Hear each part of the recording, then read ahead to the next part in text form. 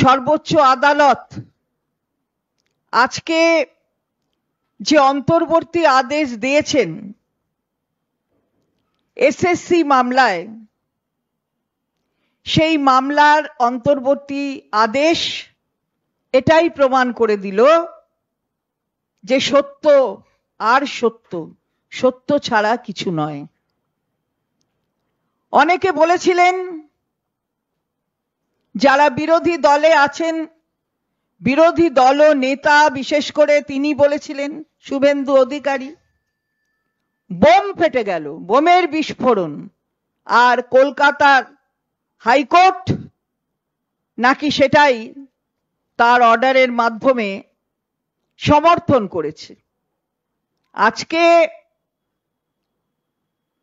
সর্বোচ্চ আদালত তার অন্তর্বর্তী আদেশ দিয়ে যেটা দেখিয়ে দিলেন, ওটা যদি বোম বিস্ফোরণ হয় তাহলে তাকে নিষ্ক্রিয় কি করে করতে হয় সেটা অন্তর্বর্তী আদেশ দিয়ে বুঝিয়ে দিলেন।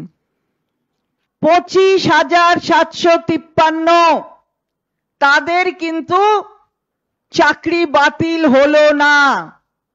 যে আদেশ কলকাতা হাইকোর্ট দিয়েছিল সেই আদেশের ওপর অন্তর্বর্তী যে নির্দেশ, সেই নির্দেশে স্থগিতাদেশ রয়েছে।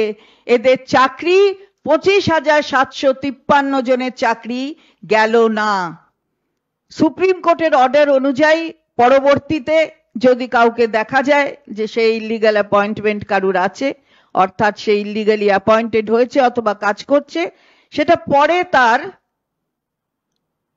সে আন্ডারটেক করছে, অর্থাৎ সে নিজের থেকে আন্ডারটেকিং দিচ্ছে যে সে বন্ডে একটা সই করবে, তাদের যদি টাকা ফেরত দেবার হয় সে দেবে। কিন্তু প্রশ্ন হলো, এখন কাউকে টাকা ফেরত দিতে হচ্ছে না। এই যে টাকা ফেরতের কথা বলা হয়েছিল, সেই টাকা ফেরতের ওপরেও কিন্তু স্থগিতাদেশ দেওয়া হলো। যদি কিছু যোগ্য আর কিছু অযোগ্য এই নিয়ে বিতর্ক থাকে, তাহলে সম্পূর্ণ প্যানেলটা সেটা বাতিল হয়ে যাওয়ার কোনো কারণ নেই, তাই তার ওপরে স্থগিতাদেশ।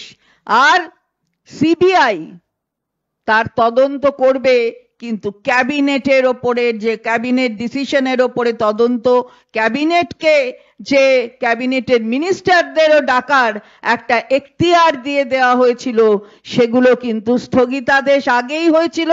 আজকে আবার সেই কথা পুনর্বার বলা হয়েছে, কিন্তু সিবিআই এর কাছে বাকি অংশের তদন্ত থাকবে, কিন্তু কোনো কোয়ার্সিভ মেজার নিতে পারবে না, অর্থাৎ কোনো পদক্ষেপ এর বিরুদ্ধে নিতে পারবে না। অর্থাৎ ওই বোমা বিস্ফোরণ নিষ্ক্রিয় হয়ে গেল। বিভিন্ন বিরোধী দল শুধু আমাদের সরকারকে মেলাইন করার জন্য যেভাবে উদ্যোগ নিয়েছিলেন, সেই উদ্যোগে অন্তর্বর্তী নির্দেশ দিয়ে জল ঢেলে দিয়েছে ভারতের সর্বোচ্চ ন্যায়ালয়।